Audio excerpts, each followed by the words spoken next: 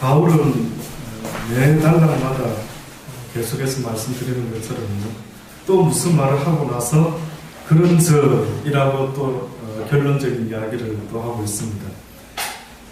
바울이 오늘 본문의 말씀을 말하기 전에 한마디로 무엇을 말했느냐 하면은 빛의 열매는 모든 착함과 의로움과 진실함에 있다라고 이렇게 이야기를 합니다. 그러면서 너희는 빛이다, 빛의 자녀다.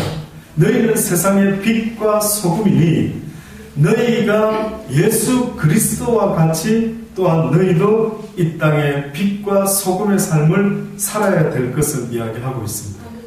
예수님이 왔을 때에 무엇 때문에 오셨고 또 예수님이 우리를 왜 제자 삼으셨고 그리고 예수님이 떠나면서 우리에게 분부하신 이야기가 뭔가 하고 가만히 들여다보면요, 그것은 바로 예수님에게 부탁했던 일을 우리에게도 부탁하고 계신다는 사실을 잊어서는 안 되는 것입니다.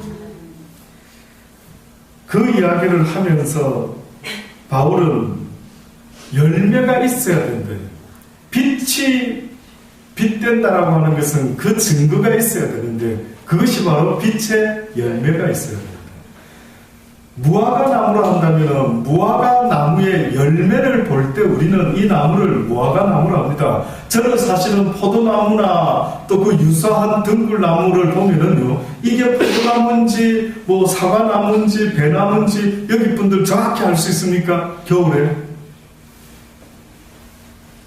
물론 시골 출신 분들은 혹시나 농사 짓고 과수원 해보신 분들은 그저 딱 보면은 알죠. 그러나 보통 우리 같은 사람들이 만약에 시골에 가서 나무를 봤을 때 이게 다 잎이 떨어지고 겨울에 무슨 나무지라고 도무지 알 길이 없습니다. 그러나 같은 나무 같아 보인다 할지라도 봄이 되고 이제 잎사귀를 내기 시작하고 가을이 되어서 수수할 때가 오면은 뭘 보면 확연히 이게 배나무구나 이게 사과나무구나 알 수 있습니까? 그들의 열매를 본대요.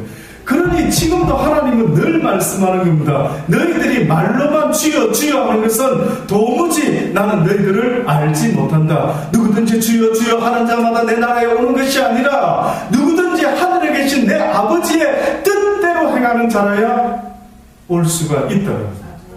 그 아버지의 뜻을 행하는 자의 모습을 성경은 바울은 뭐라고 말하느냐 하면 열매 맺은 자의 모습이다.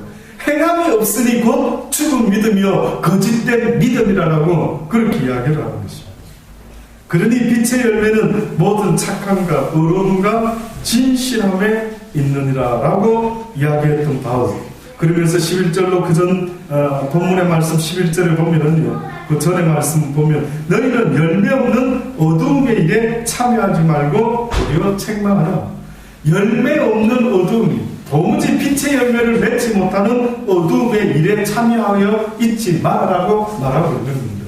그러니 저와 여러분이요, 만약에 지금 이 순간에도 내가 왜 빛의 열매를 맺고 있지 못할까라는 생각을 한다면 혹시 내가 어두움의 일에 동참하고 있는지 돌아봐요. 내가 혹시나 양쪽에 발을 다 디디고 차갑지도 않고 덥지도 않든지 세상에 한 발 교회에 한 발 하고 있는지 빛 가운데 한 발 어두움 가운데 한 발을 내딛고 있는지. 그러니 바울이 말하는 것은 너희가 어두움에 발을 디디고 있는 한은 결코 무슨 열매는 맺을 수가 없다고요. 빛의 열매는 맺을 수가 없다라는 겁니다. 많은 사람이 어둠을 떠나라고 성경이 말하는데 잘 떠나지를 못해요. 어둠을 떠나면 어둠이 주는 재미가 있거든요. 많은 사람들이 예수 믿으라 할 때에 예수 믿기가 좀 부담스러운데 왠지 아십니까? 어둠에 지금 일이 재미있거든요.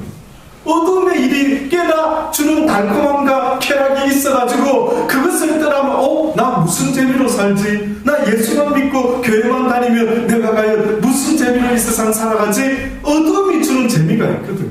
술이 주는 재미가 있거든요. 담배가 주고 모든 어떤 스포츠, 취미생활 이 모든 것들이 주는 재미가 있단 말입니다.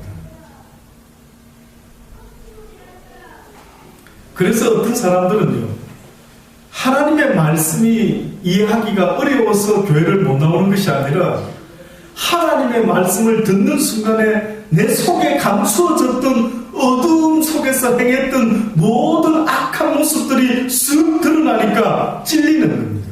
그러니 어떤 사람은 양심이 찔려서 하나님 앞에 나와 회개함으로 고백하지만 어떤 사람은 나오지 못하고 어떻게 하는 것입니까? 숨어 버리는 거예요. 그게 누구의 모습에서 성경에 처음으로 나왔습니까? 예, 아담의 모습에서 나와요. 아담이 범죄했을 때에 그는 하나님의 낯을 볼 수 있었습니까? 못 봤습니까? 피했습니다. 아담과 하와가 범죄했을 때 뜻밖에도 그들이 반응한 모습이 뭔지 아십니까? 자기들이 벌거벗었음을 부끄러워하면서요, 무화과 나무 안에 들어가고 무화과 나무 잎으로 치마를 만들어서 하나님의 낯을 피하였다라고 그렇게 이야기를 합니다. 근데 주님이 아담을 부르실 때, 아담아 네가 어디 있느냐? 라고 할 때에 내가 두려워 숨었나이다. 대번에 주님이 뭐라 물어보십니까? 너한테 왜 그런 일이 벌어졌지? 네가 왜 내 낯을 못 보고 두려워 숨어버렸지? 혹시 너 내가 따먹지 말라고 명한 선악과를 너 따먹은 거 아니야? 누가 너더러 따먹으라 그랬지? 선악과를 따먹기 전의 모습은요, 벌거벗었으나 부끄러워했습니까? 하지 않았습니까? 부끄러워하지 않았어요. 그러면 원래 벌거벗은 것은 부끄러운 일일까요? 부끄럽지 않는 일일까요? 원래는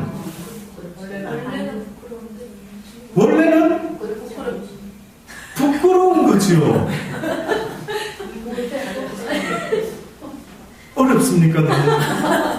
아니, 아담과 하와가 다 지어졌는데 지금 우리가 보면 넘사스러워, 저 벌거벗고 살지? 그렇게 했지요. 그런데 그때는 걔네들은 어떻게, 죄송합니다만 걔네들이라서 그분들은 도대체가 처음에 벌거벗고 있는데 그것이 신경이 쓰였을까요? 안 쓰였을까요? 별로 안 쓰였던 겁니다. 근데 성경에 보니까 왜 안 쓰였습니까? 어떤 기준이 있었습니까? 범죄하기 전이었습니까? 범죄한 이후였습니까?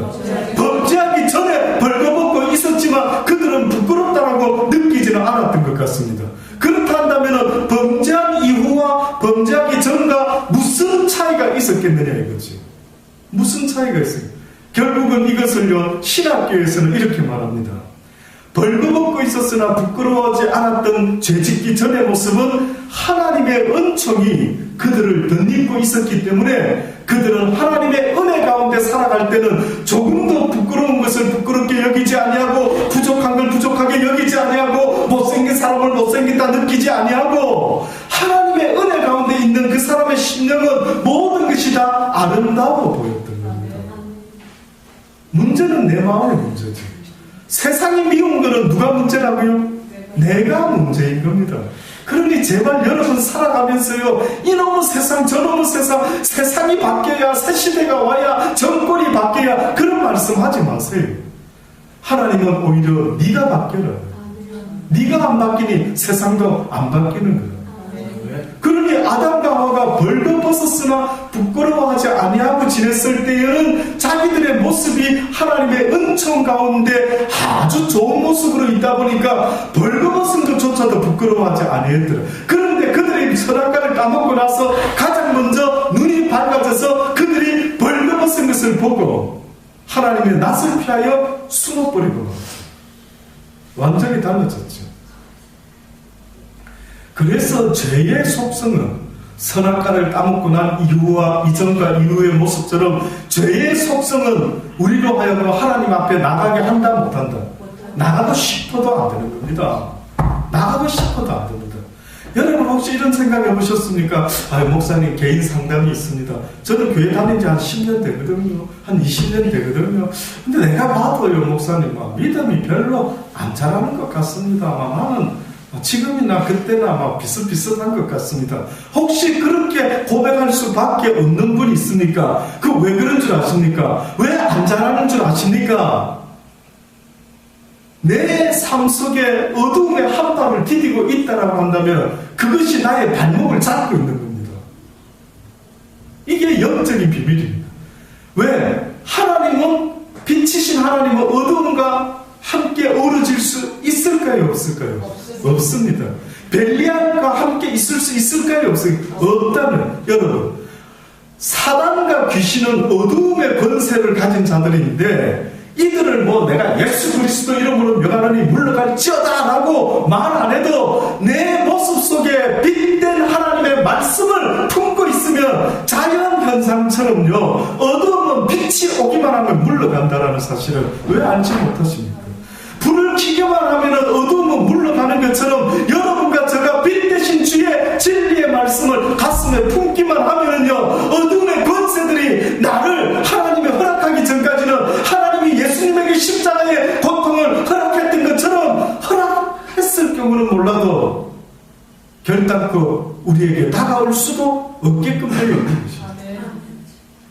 그래서 주의 십자가 지심은 어떻게 보면 하나님이 허락했기 때문에 내버려 뒀기 때문에 어떤 권세가 감히 만군의 여호 하나님의 독생자를 죽일 수 있었습니까?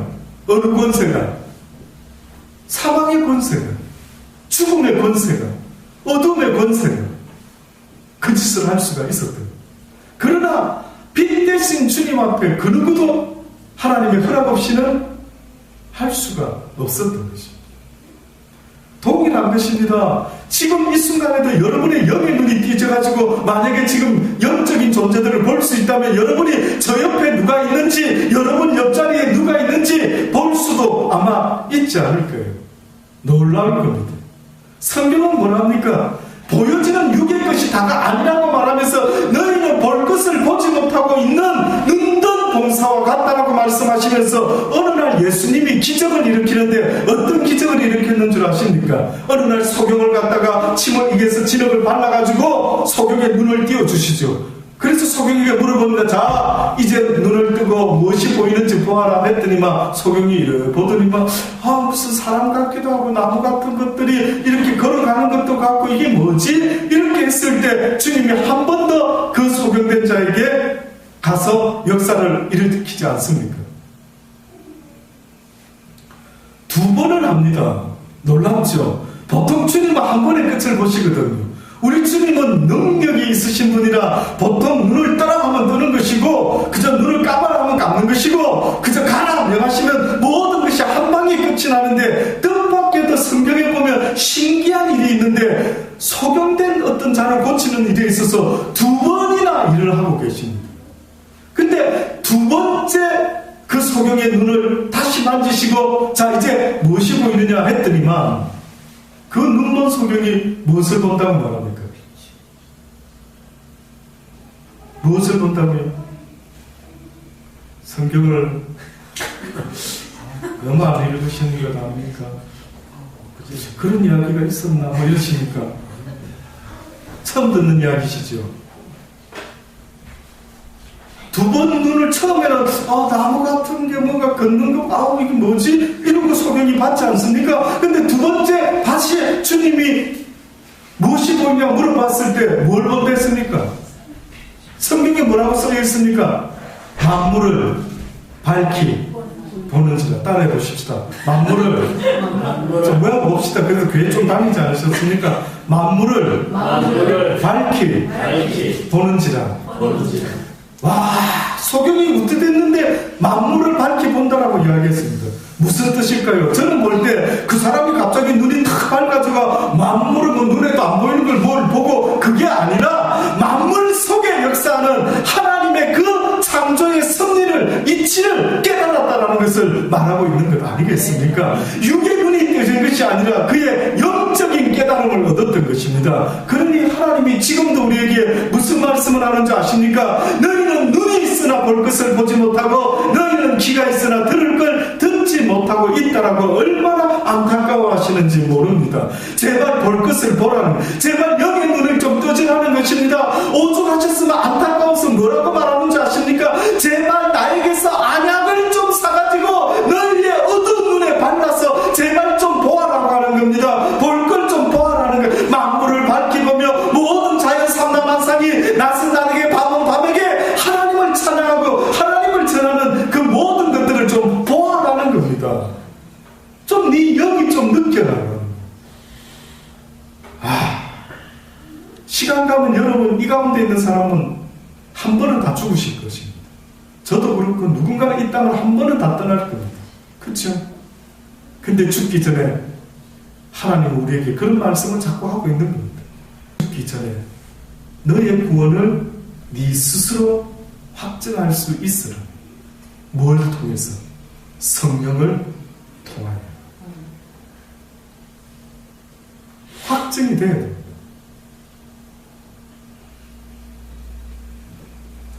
그래서 저는요, 보지 않고 믿을 수만 있다면 100점이지만 보지 않고 도무지 하나님이 믿어지지 않는다면 저는 볼 수 있는 여러분이 되기를 주의 이름으로 권면합니다. 믿을 수 있는 길만 있다. 그래서 어두움에 참여하는 일은요, 하나님의 낯을 피할 수밖에 없게끔 되어 있습니다. 그러니 열매가 맺을 수가 없는 겁니다. 쉽게 말하면 화분이 그늘에만 계속 있으면 열매 맺을 수 있을까요? 없을까요? 없는 겁니다. 무엇을 봐야 됩니까? 햇볕을 봐야 됩니다. 그러니 하나님은 우리에게 자꾸 말하는 겁니다. 너희가 왜 열매를 못 맺는 줄 아느냐? 너희가 왜 10년 전이나 20년 전이나 예수 믿는 믿음의 모습이 계속 그 모양으로 있는 줄 아느냐? 너희가 빛 대신 예수 그리스도의 진리의 말씀을 가까이 두지 못하기 때문이다는 거예요. 추울 때 이 히타를 가까이 두는 것처럼 네 영혼이 날마다 하나님의 말씀을 주야로 묵상하고 그 가운데 말씀을 지켜 행하려고 애를 쓰고 왜 몸부림치지 못하느냐? 문제가 너에게 있지 왜 나 여호와에게 네가 문제를 돌리느냐? 왜 하나님은 날 덜 사랑하실까? 왜 하나님은 나에게 저렇게 하지 않으실까? 라고 말하기 전에 네가 언제 나를 가까이 하려고 애쓴 적이 있느냐? 네가 언제 나의 말씀을 붙잡고 네 가까이에 날마다 진리 가운데 살아보려고 오늘도 이 말씀을 듣고 깨달음으로 약속의 말씀, 언약의 말씀을 붙잡고 살아보려고 네가 언제 애써본 적이 있느냐? 제발 저와 여러분은요, 내가 이 세상에서 정신을 바짝 차려야 할 시간이 있다면 성경을 읽는 시간이 돼요. 내가 이 세상에서 정말 눈을 똑바로 뜨고 긴장하고 있어야 될 시간이 있다면 그 시간은 바로 하나님의 말씀을 듣는 시간이어야 하는 겁니다. 무엇으로 우리가 하나님께 내 마음을 보입니까? 뭐라고 말씀합니까? 하나님은 영이시니 예배하는 자가 무엇으로 예배라고요? 신령과 진정으로 예배를. 무슨 뜻인지 아시겠습니까? 지금 예배드리는 이 순간뿐만 아니라 내가 살아가는 삶의 매 순간순간도 산재물이 되어서 하나님께 예배드리는 자의 삶을 살아라고 말하는 것입니다. 이 이야기는 조금 있다가 제가 다시 한번 우리 본문을 통해서 말씀을 드리려고 합니다.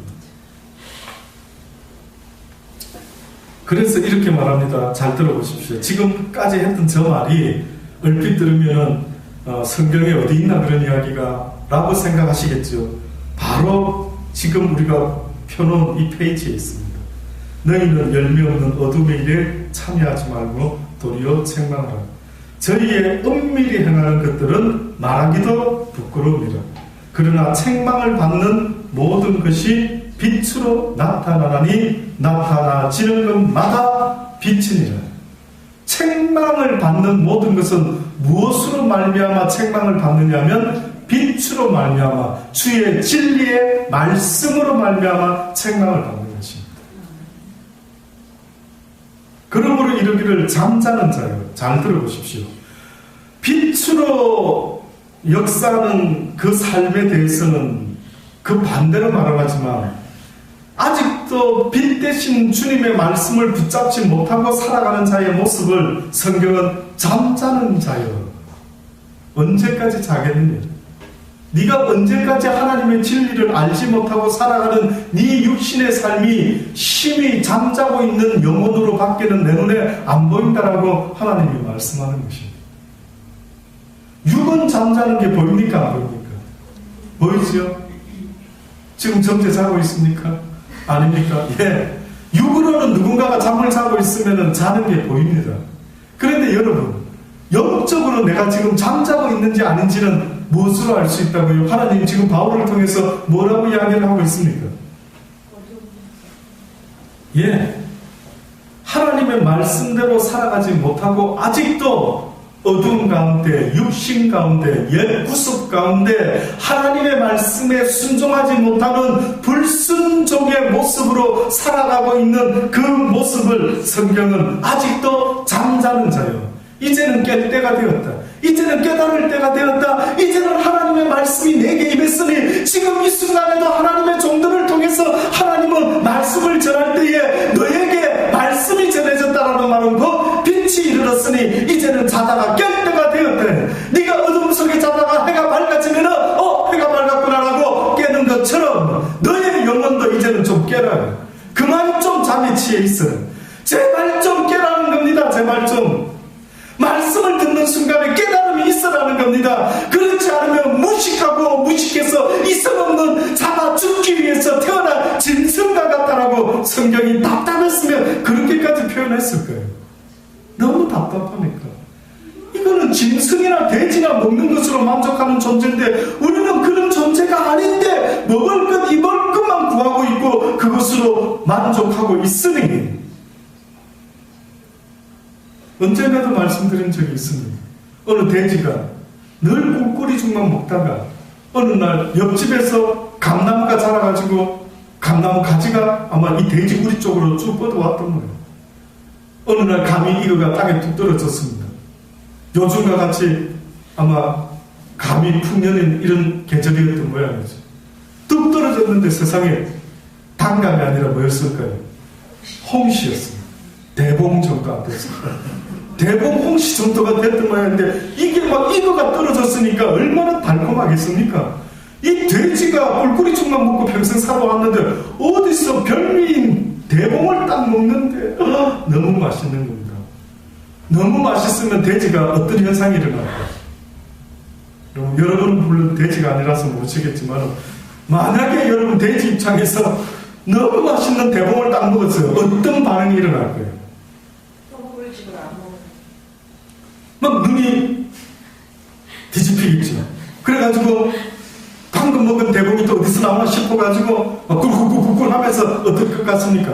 땅을 막 파헤치기 시작했다라는 겁니다. 그 주둥이로 산 돼지도 아닌데 걔가 집돼지가 그냥 자기 신분도 모르고 땅을 파헤치다가 무슨 일이 벌어진 겁니까? 그냥 코로 문질러서 땅에서 뭐가 대봉이 나왔나 하다가 피가 흘러서 돼지가 죽었더라. 이런 동화 이야기입니다.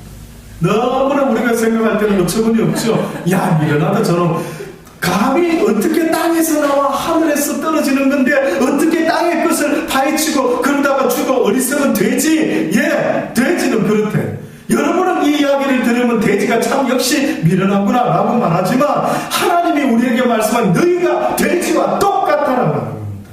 유대인들은 그래도요, 인간과 돼지를 비교할 때 왜 하나님은 인간의 고개는 들어서 하늘을 바라볼 수 있게 만드시고 왜 짐승들의 머리는 주로 땅을 쳐다보면서 살아가도록 이렇게 만드셨을까? 이것도 고민하는 민족이 유대인들입니다. 여러분은 고민할 게 많겠지만은 이런 고민 안 하시겠지만 그러나 유대인들은 뚱딴지같이 우리는 예측도 못했던 고민을 그들은 합니다.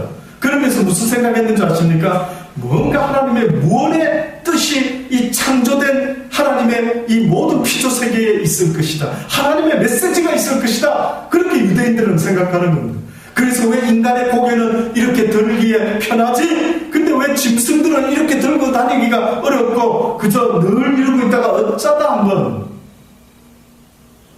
돼지는 목이 올라갈까요? 돼지 고개에 들어서 산을 볼 수 있을까요? 없을까요?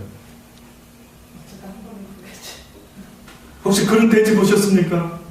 고개 들어서 산을 쳐다보면서 내가 왜 돼지로 태어났을까? 뭐 이렇게 좀 생각해보는 돼지 혹시 보신 적 있습니까?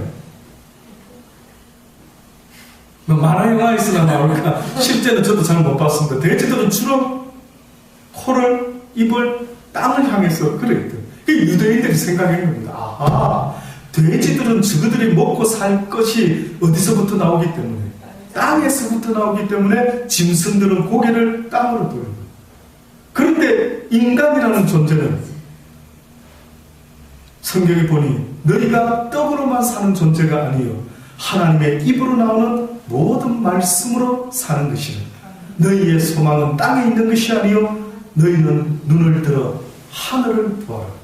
너를 지은 만군의 여호와 그 하나님이 너희의 생명의 근원이 될 것이니 내가 말하는 생명은 이 땅에서 60, 70 살다가 죽는 것을 나는 생명이라 말하지 않노라. 그것은 수에 칠 가치도 없으니 내가 너희들에게 말하는 것은 바로 영원한 생명을 살아갈 수 있는 그 생명을 나는 생명이라고 말한다. 놀랍지 않습니까?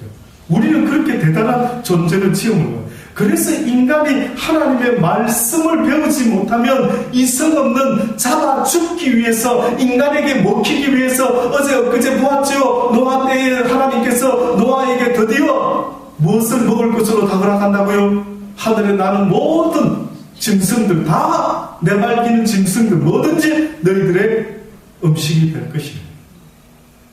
잡아먹기 위해서 인간을 위해 태어난 짐승처럼 하나님은 인간을 그렇게 창조하지 않았다라고 말씀하고 있는 것입니다. 그래서 이렇게 지적을 하시고 이제 빛이 이르렀으니 너희는 자다가 벌떡 깰지라. 계속 돼지같이 꿀꿀이같이 먹을 것만 찾고 있고 그저 잠만 자고 있는 그런 인생이 되어서는 안 된다 라고 말하는 바울이 오늘 본문에 드디어 그런즉 너희가 어떻게 행할 것을 자세히 주의하여 지혜 없는 자같이 말고 오직 지혜가 있는 자같이 해라. 그러면서 하신 말씀, 세월을 아끼라. 때가 어떻다고요? 무슨 뜻일까요? 이 짧은 말이지만 저는 이렇게 뭘 하나님의 은혜죠. 그냥 이 짧은 표현인데 왜 이렇게 감동이 되고 왜 이렇게 할 말이 많은지 모릅니다. 도대체 이 짧은 말, 세월을 아끼라, 때가 악하니라. 무슨 말이냐 이거죠. 왜 세상이 악하기 때문에 세월을 아껴야 된다라고 왜 이렇게 말하는 겁니까? 악한 세상 속에서요, 하나님이 지금 우리에게 원하는 것이 있다면 너희가 빛과 소금이 되어라. 이렇게 빛과 소금의 모습으로 살아가야만 되는데 너희가 지금 어둠 속에서 시간을 낭비하고 있다는 것입니다. 어둠에서 행하는 모든 행위는 하나님 앞에서 쓸데없는 시간들이에요. 아무런 삶의 시간 속에 유익이 없는, 네가 과거에 30년, 40년, 50년 잘 먹고 잘 살았느냐? 그러나 나에게는 너는 아무것도 안 한 시간이다. 너는 세월을 헛되이 보냈느니라. 네가 도리어 악한 데 처하여 그렇게 살았으니 너의 시간은 이제, 어떤 사람은 인생 50년이 주어져서 부지런히 주일하다가 가는 인생이 있고, 어떤 사람은 악한 삶을 살다가 겨우 죽기 전에나 하나님을 조금 알아가지고 이제 주의 일을 해볼까? 뭐 이러고다가 그냥 하나님 앞에 가요. 어떤 이는 50년을 몸부림쳤고 어떤 이는 1년, 2년, 5년을 몸부림쳤다 할 때 어찌 그 끝이 똑같을 수가 있겠는 거예요? 어찌 그 끝이 같을 수가 있겠는 거예요? 그래서 하나님은 때를 아껴라는 겁니다. 이제라도 깨어났느냐? 이제 잠자지 말고 이제 빛의 시대가 왔으니 어둠의 수도는 물러갔으니. 말라기 선지자가 복음을, 하나님의 말씀을 전한 이후에 세례 요한이 오기까지 몇 년이 어두운 시대였습니다. 400여 년이나 어두운 시대였어요. 그러나 세례 요한이 나타나자마자 이제는 자다가 깰 때가 되었다라고 하면서 뭐라고 외쳤습니까? 회개하라. 아시겠지 무슨 뜻인지. 그럼 자다가 깰 때라는 말은 무슨 말입니까? 회개하라 이 말인데, 회개하라라고 하는 이 말은 이제 어둠의 일을 내려놓고 회개하고 이제 하나님 앞에 죄송합니다라고 고백하고 이제부터는 어둠의 일을 행하지 말고 이제는 빛의 일을 행하자. 빛의 일. 그래서 여기 있는 저와 여러분은 한 팀이 되어가지고요, 우리의 목적이 있습니다. 이제는 무슨 사업을 해도 무슨 일을 해도 한 팀이 되어서 무슨 일을 해야 되냐면 예수 그리스도를 알지 못하는 그들에게 복음을 전하는 그 일을 해야 되는데, 이게 바로 오늘 본문의 제목입니다. 자, 지금부터 말씀드립니다. 그러므로 어리석은 자가 되지 말고 오직 주의 뜻이, 하나님의 뜻이 무엇인지 이해하라. 술 취하지 말라. 이런 방탕한 것이니 오직 성령의 충만을 받으라. 시와 찬미와 신령한 노래들로 서로 화답하며 너희의 마음으로 주께 주께 노래하며 찬송하며 범사의 우리 주 예수 그리스도의 이름으로 항상 아버지 하나님께 감사하며 그리스도를 경외함으로 피차 복종하라. 왜?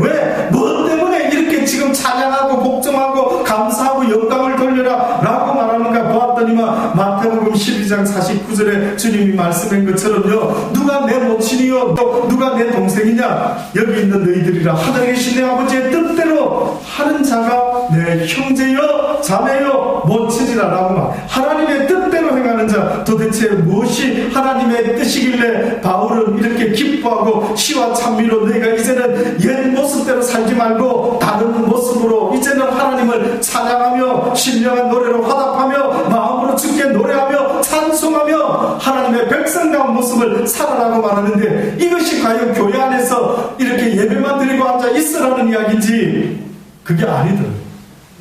로마서 12장 1절에 보시면 그러므로 형제들아 내가 하나님의 모든 자비하심으로 너희를 권하노니 너희 몸을 하나님이 기뻐하시는 거룩한 산 제사로 드리라. 너희의 드릴 영적 예배니라. 너희는 세대를 본받지 말고 오직 마음을 새롭게 함으로 변화를 받아 하나님의 선하시고 기뻐하시고 온전하신 뜻이 무엇인지 분별하도록 하라. 다시 말하면 너희가 이 세대를 본받지 말고 오직 마음을 새롭게 하여 함을 받아 변화받아 하나님의 선하시고 기뻐하시고 온전한 뜻이 무엇인지 분별하도록 하라 라고 하고 나서 그 다음에 다시 앞에 것을 읽어야 되죠. 그래 이해가 좀 좋은 것 같아요. 앞에 말씀이 결론이 먼저 나온 것 같습니다. 도대체 어떻게 하는 것이 온전하신 하나님의 뜻인가라고 봤더니만 뭐라고요? 모든 하나님의 자비하심으로 권하노니 너희 몸을 하나님이 기뻐하시는 거룩한 산 제사로 드리라. 도대체 왜 산 제사로 드릴까? 산 제사로 드리는 게 뭔데? 뭐 어떻게 살아가는 목적이 뭐길래 산 제사의 목적이 뭐냐? 요한복음 6장 37절로 보면요, 이제 그 대답이 조금씩 나오고 있습니다. 아버지께서 내게 주시는 자는 다 내게로 올 것이요 내게 오는 자는 내가 결코 내어 쫓지 아니하리라. 내가 하늘로서 내려온 것은, 예수님이 하시는 말씀입니다. 내가 하늘로서 내려온 것은, 내가 빛으로 이 땅에 온 것은, 내가 너희들에게 나는 곧 길이요 진리요 생명이라고 말한 것은 내 뜻을 행하려 함이 아니요 나를 보내신 이 곧 하늘 아버지의 뜻을 행하려고 내가 이 땅에 오게 되었으니 나를 보내신 이의 뜻은 내게 주신 자 중에 내가 하나도 잃어버리지 아니하고 마지막 날에 다시 살리는 이것입니다. 내가 마지막에 너희를 살리기를 원하는 방법이 있는데 그것은 누구든지 나를 예수 그리스도를 너희의 구세주로 믿는 자는 하나님의 아들 너희들을 구원하기 위한 메시아로 온 분임을 믿는 바로 그것이 마지막 때에 너희를 살리는 것이라. 너희가 나를 믿는다고 한다면 죽어도 살겠고 살아서 믿는 자는 영원히 죽지 아니할 것을 잊지 말아라. 내 아버지의 뜻은 아들을 보고 믿는 자마다 뭐라고요? 영생을 얻는 이것이니 마지막 내가 이를 다시 살리리라. 갈라디아 1장 4절로 보면 그리스도께서 하나님 곧 우리 아버지의 뜻을 따라 이 악한 세대에서 우리를 건지시려고 우리 죄를 위하여 자기 몸을 들이셨으니 영광이 저에게 세세토록 있을지어다라. 그리스도께서 하나님 곧 우리 아버지의 뜻을 따라서 이 악하고 어두운 세대에서 우리를 건지기 위하여 우리 죄를 위하여 자기 몸을 산제물로 산제사를 하나님께 드렸다. 물론 주님의 그 제사는 단지 살아있는 제사가 아니라 기꺼이 우리를 위하여 죽어주시기까지 한 제사였다라고 성경이 증거를 합니다. 이 뜻입니다. 주님이 이 땅에 와서 아버지의 뜻을 이루어드리려고 했던 그 목적은 주님이 붙이신 한 영혼도 잃어버리지 아니하는 것이다 라고 그렇게 말씀하고 있습니다. 로마서 8장입니다. 로마서 8장 26절에 보면 좀 더 구체적으로 바울은 로마서를 통해 말합니다. 이와 같이 26절로 보면 이와 같이 성령도 우리 연약함을 도우시나니 우리가 마땅히 빌 바를 알지 못하나 오직 성령이 말할 수 없는 탄식으로 우리를 위하여 친히 간구하시느니라. 마음을 감찰하는 이가 성령의 생각을 하시나니 이는 성령이 누구의 뜻대로 하나님의 뜻대로 성도를 위하여 간구하시니라. 우리가 알거니와 하나님을 사랑하는 자 곧 그 뜻대로 부르심을 입은 자들에게는 모든 것이 협력하여 선을 이루느니라. 하나님이 미리 아신 자들로 또한 그 아들의 형상을 본받게 하기 위하여 미리 정하셨으니 이는 그로 많은 형제 중에서 맏아들이 되게 하려 하십니다. 또 미리 정하신 그들을 또한 부르시고 부르신 그들을 또한 어렵다 하시고 어렵다 하신 그들을 또한 영화롭게 하셨느니라.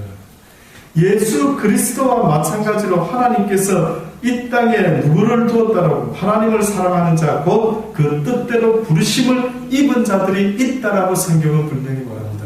성경에 보면은 초청을 받은 자가 있었고 그 다음에 초청받지는 못했는데 초청받은 자들이 원체 핑계를 많이 대니 주인이 왕이 뭐라고 합니까? 길거리에 가서 아무나 불러오라. 누구든 초청받지 못한 자라도 다 불러오라 이겁니다. 다시 말하면 지금 이 시대에 이 땅에서 살아가는 자들 중에 하나님의 초청을 하나님의 택함을 받은 자가 있다. 이것 때문에 칼빈의 예정설이 나오는 거예요. 칼빈의 예정설이. 이런 이야기 때문에 하나님이 미리 아신 자 그의 뜻대로 부르심을 입은 자들 이들이 누구지? 라는 생각이 들기 때문에 하나님이 예정해놓은 자가 있구나. 예정해놓은 자가 있지만 우리는 모르는 것입니다. 그분만 준 자와 받은 자만이 알 뿐인데 하나님의 뜻대로 부르심을 입은 자에게는 공통되는 모습이 있답니다. 그게 뭐라고요? 하나님을 어떻게 한다고요? 여기 보니 뭐라고요? 하나님을 사랑하는 자. 그럼 하나님을 누가 사랑할 수 있다고요? 하나님의 뜻대로 부름을 입지 않고서는 하나님을 사랑하는 일이 어떻게 보면 어렵다. 그래서 여러분 아시죠? 누구는 하나님을 알고 나서부터 그분을 사랑하게 되는 사람이 있는데 누구는 그냥 맹숭맹숭한 사람도 있지 않습니까? 신기하죠? 누구는 교회를 열심히 나가는데 어떤 사람은 돈 주겠다 해도 교회 안 나오는 사람이 있습니다. 너무 신기하죠? 왜일까요? 그래서 하나님은 뭐라고 말씀하는지 아십니까? 내 양은 내 목자의 음성을 듣고 그가 누구인지를 알고 그를 따라올 것이다. 음성을 듣는다. 다시 말하면 진리와 비진리를 듣고 무엇이 내 인생을 걸어야 될 진리의 말씀인지를 나의 백성들은 내 백성은 듣고 안다.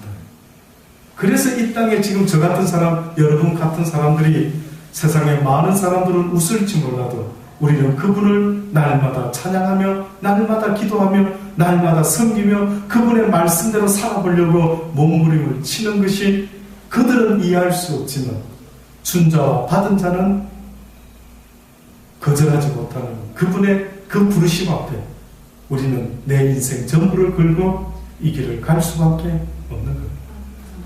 추워도 나오는 것이요 더워도 나오는 것이요 때로는 너무나 몸이 아파도 힘들어도 또 나오는 것은 그분의 부르심이 있기 때문에 거절하지 못하는 그의 백성된 자로서 왕이 부르시니 왕이 나를 부르시니 내가 그분 앞에 나아가리라. 아멘. 하나님의 뜻은 바로 한 생명을 살리는 것입니다. 그런데 문제는 어떠한 방법으로 살리는지를 우리는 알 수가 없는 것입니다. 동물 우화 가운데 사자와 사슴이 있었습니다. 어느 날 사자가 하나님께 기도를 합니다. 하나님, 오늘도 일용할 양식을 주시옵소서. 그렇게 주실 줄 믿습니다. 하고 기도를 해요. 사슴도 또 하나님을 아니까. 그렇죠? 모든 자연 삼라만상에서 인간만 제외한 모든 피조물은 다 하나님을 아는 것 아시죠, 여러분? 예, 저도 이 동화는 너무 리얼한 것 같습니다.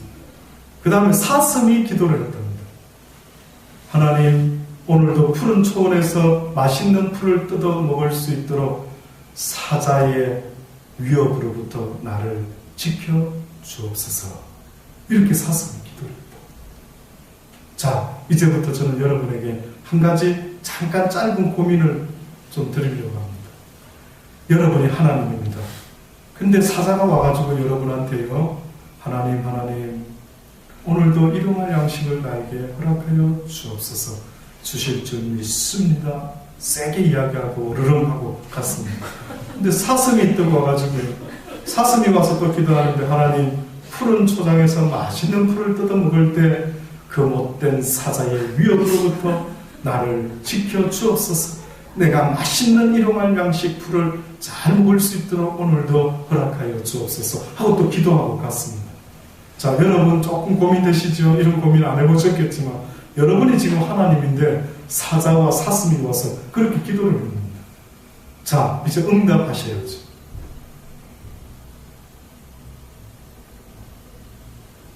머리 아프십니까? 아이고 골치 아프다. 내가 하나님 안 되길 잘했거든. 아이고 골치 아프다. 이건 누구 말을 들어주지? 한번 고민해 보십시오. 그래도 억지로 고민 잠깐 해보십시오. 이거 어떻게 풀지?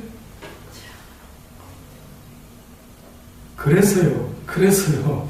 이 골치 아픈 생각하다 보면 도무지 이거 하나님의 뜻은 뭘까? 너무 궁금할 수도 있겠지만 궁금하시지 말기를 바랍니다. 왜냐?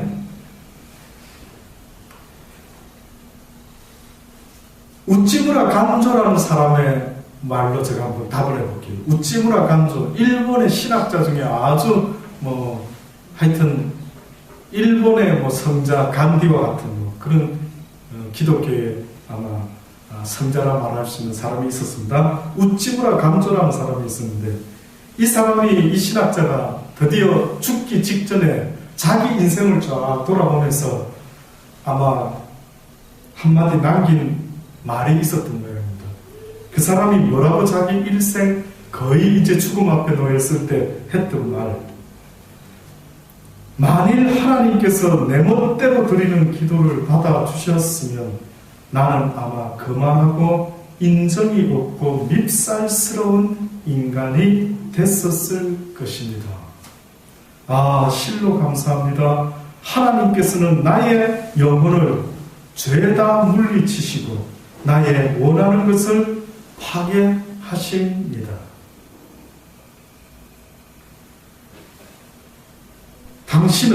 하나님은 내가 원치 않는 길로 나를 이끌어 가시사 나로 하여금 구하지 않은 길로 가게 하사 하나님의 뜻을 이루셨습니다. 조금 말이 어렵습니까? 이분이 이렇게 말한 겁니다.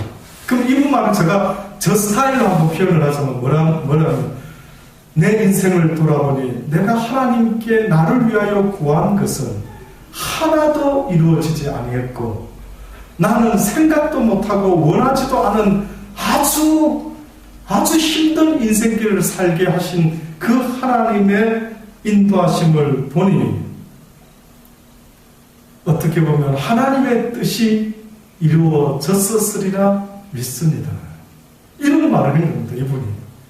그러니 어떻게 보면 이분의 이 고백은요, 너무 진하게 와닿는 것이 뭐냐면은 우리는 내 뜻이 이루어지지 말고 주님처럼 하늘에 계신 아버지의 뜻이 하늘에서 이루어진 것 같이 이 땅에서도 아버지의 뜻이 이루어지기를 원합니다라고 하면은 내 뜻이 안 이루어진다라는 말, 내 뜻이 안 이루어져도 된다라는 말, 이 말은 뭡니까? 내 가는 길 내가 안다 모른다. 내가 안다 모른다. 내 앞으로 있을 인생길 내가 안다 모른다. 모른다는 말이지요. 모른다. 내 뜻대로가 아니라 한다면 나는 모르겠다 이거죠. 지금 내가 왜 여기서 이렇게 살아가는지, 내가 왜 노년에 이런 일이 있는지, 내가 왜 인생이 지금 이러고 있는지 압니까? 모릅니다. 저도요 모릅니다. 그렇기 때문에 하나님을 믿고 있는 나의 인생은 지금 누구의 뜻대로 되고 있을 거라 지금 고백했던 것입니까? 하나님의 뜻대로는 될 것이다. 사자와 사슴이 자기의 뜻을 구했다라고 할 때에 이 답이 뭔지 아십니까? 하나님은 이렇게 말씀해야 됩니다. 아마 이렇게 하실 거예요. 사자야, 사슴아, 미안하다. 나는 내 뜻을 이룰 것이라. 나는 내 뜻을 이룰 것이라. 내가 세워놓은 법칙 가운데 나는 내 뜻을 이루어 갈 것이라. 사슴아, 비록 사자가 싫지만은 새끼를 그렇게 숭풍숭풍 많이 못 낳는단다. 그들의 먹이는 너희지만 너희들의 먹이는 이 푸른 초장에 있는 모든 풀이지 않겠느냐. 공평한 나 여호와가 내 뜻을 계획하고 세웠으니 나의 뜻에 사슴아, 억울하지만 순종해 줄 수 있으면 좋겠다. 우리의 생각은 이루어지면 안 되는 것입니다. 그래서 토마스 아켄피스라고 하는 사람, 저는 한때 이분의 책을 손에 붙잡고 참 오랫동안 읽었던 기억이 납니다. 성경 다음으로 제가 손에 오랫동안 붙잡았던 책이 혹시 있으십니까? 라고 물어보면 저는 주저하지 아니하고 토마스 아켄피스라고 하는 사람 그리스도를 본받아 라고 하는 제목의 책이 있습니다. 그 책 속에 올바른 기도라는 타이틀로 어떤 기도를 그가 하나님의 뜻을 구하는 기도를 했는 줄 아십니까? 오 주여, 당신은 무엇이 최선인지 아십니다. 모든 일을 당신의 뜻대로 이루소서. 당신이 선택한 것을 당신이 선택한 양만큼 당신이 선택한 순간에 주옵소서. 당신이 원하는 곳에 나를 두시고 적당하다고 생각하는 대로 나를 다루소서. 나는 당신의 손 안에 있습니다. 당신의 뜻대로 인도하소서. 나는 무슨 일이든 준비된 당신의 종입니다. 나 자신이 아니라 당신만을 위해서 살기 원합니다. 이렇게 완벽하게 살 수 있기를 내가 얼마나 바라는지요. 이것이 이 토마스 아켄피스라는 사람의 하나님의 뜻이 이루어져야만 합니다. 당신은 나보다 선하시고 당신은 시작과 끝을 다 아시니 비록 이 순간에는 내 뜻대로 되고 있지는 않을지라도 나의 뜻은 이루어지지 않을지라도 당신의 뜻은 분명히 나를 통하여 이루어지게 될 줄을 믿사오니 주님도 겟세마네 동산에서 아버지여 내 원대로 마옵시고 아버지의 원대로 되기를 원합니다. 이것이 얼마나 어려웠으면, 그도 육이 있는지라 얼마나 어려우셨으면 땀방울이 핏방울이 될 정도로 기도하셨던 기도 제목이 뜻밖에도 우리 주님의 그 기도 제목이 나의 원대로 마옵시고 아버지의 원대로 되기를 원한다고 기도했던 것을 잊지 마시고 오늘 이 밤에 이 기도가 저와 여러분의 기도가 되기를 원합니다. 이제는 내 뜻대로 되지 않는다고 화내고 속상해했던 것 아버지 용서해 주시고 이제는 두 번 다시 그러지 않겠나이다. 내 뜻대로는 안 될지라도 아버지의 뜻대로 되기 원하고 더 나아가서 아버지의 뜻을 나에게 가르쳐 주옵소서. 내가 아버지의 뜻을 자원하는 마음으로 쫓아 달려가기를 원하오니 주님이 이 땅에 오셔서 한 영혼을 위하는 것이 아버지의 뜻이었다라고 스스로 말씀한 것처럼 이제 또한 그 직책을 우리에게 맡기셨으니 나도 이제 이 세상을 주를 믿는 백성으로 살아갈 때 주님이 이 땅에 오셨던 것처럼 저도 그 일을 대신하여 제자가 되어 이제는 한 영혼을 구원하는 일이라 한다면 내 남은 인생 모든 것을 아버지 앞에 드리기를 원하오니 주여 그 뜻이 이루어지게 하여 주옵소서라고. 이것이 여러분의 뜻이 되고 하나님의 뜻이 되기를 간절히 주의 이름으로 축원합니다. 기도하시겠습니다. 그렇습니다. 하나님, 기도는 내 필요에 의하여 하나님을 내 편으로 만드는 것이 아니라 하나님의 뜻에 나를 조정해서 맞추는 일이다라고 하나님의 종이었던 무디라는 목사님은 말씀하셨던 것을 기억합니다. 우리도 이제는 하나님의 뜻에 맞출 수 있기를 원합니다. 내가 왜 이 땅에 태어나서 나도 모르게 주님이 좋고 나도 모르게 주님을 사랑하게 되었고 나도 모르게 이제는 살아가는 삶의 목적이 이제는 주님의 기뻐하시는 것이 내 인생의 목적이 되었으니 이제는 나도 주님의 길을 본받아 한 영혼이라도 하나님을 잃어버리는 것이 아버지의 뜻이 아니라고 하셨으니 우리를 통하여도 한 영혼이라도 잃어버리지 아니하고 하나님을 알게 함으로 믿게 함으로 그들이 마지막 날에 다시 영원한 생명으로 다시 부활할 수 있도록 아버지여 우리가 그 일을 대신하여 할 수 있도록 은혜 베풀어 주옵소서.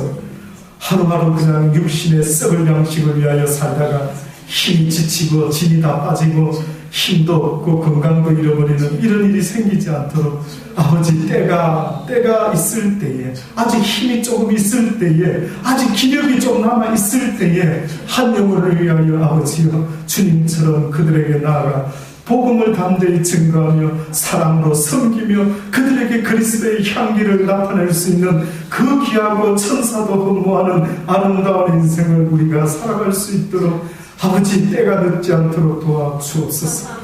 너무 늦어버리지 않기를 원합니다. 이것을 깨닫는 시간이 너무 늙어서 아버지 아무 힘이 없고 공고한 날에 내가 주를 위하여 할 수 있는 게 무엇이 있을 거라고 하는 그날이 속히 오기 전에 아버지여 우리에게 그 뜻을 이룰 수 있도록 날마다 기도하는 자들이 다 되게 하시고 날마다 주의 뜻을 쫓아 행할 수 있는 우리의 삶이 될 수 있도록 은혜 베풀어 주옵소서.